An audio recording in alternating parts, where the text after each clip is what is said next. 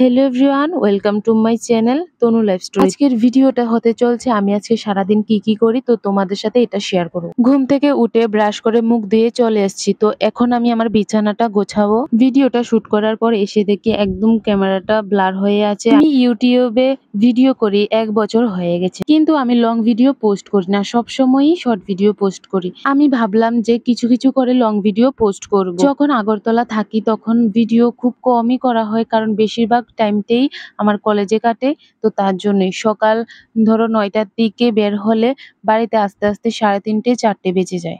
এখন তো ছুটিতে আছি, তো তার জন্য ভিডিওগুলি রেগুলার পোস্ট করতে পারি। যারা আমার ভিডিওগুলি সবসময় দেখো, আমাকে ফলো করে রেখেছো, তোমাদের অসংখ্য ধন্যবাদ। তোমাদের ভালোবাসায় আমি আমার ভিডিওগুলি পোস্ট করার উৎসাহ পাই। তোমরা কারা সবসময় আমার মতো বেনুনি করে রাতে ঘুমো, অবশ্যই কমেন্ট করে জানিও। আমি তো সবসময় ঘুমোই বেনুনি করে রাতে। আমাদের ত্রিপুরাতে 4-5 দিন ধরে প্রচন্ড গরম। ঘুম থেকে উঠার পর আসল কাজ হচ্ছে জল খাওয়া। তো আমি এখানে জল খেয়ে নিচ্ছি।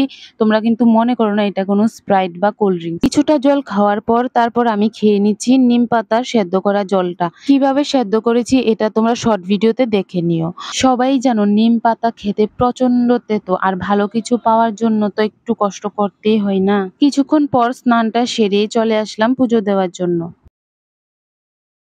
তো আমি এইদিকে দেখো শিব ঠাকুরকে স্নান করিয়ে নিচ্ছি, আর আমাদের শিব ঠাকুরটা কিন্তু এখনো 1 বছর হয়নি, প্রতিষ্ঠা হয়েছে। শিব ঠাকুরকে বেশি জল ঢাললে শিব ঠাকুর নিজেও শান্তিতে থাকে আর আমাদের জগৎটাকেও শান্তিতে রাখে।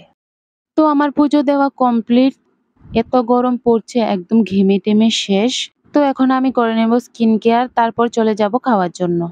তো আমি এগুলি এখন ইউজ করব। দুপুরের খাবারে ছিল পুঁই শাক আর হচ্ছে মাশরুমের তরকারি। আকাশের অবস্থা দেখলে বোঝা যায় কি প্রচন্ড পরিমাণে রৌদ্রটা উঠেছে। গতকাল ছিল ভালো একটা পূর্ণিমা, তো তার জন্য লক্ষ্মী ঠাকুরের ঘট বসিয়েছি, এখানে ঠাকুরকেও ভালোভাবে পুজো দিয়েছি।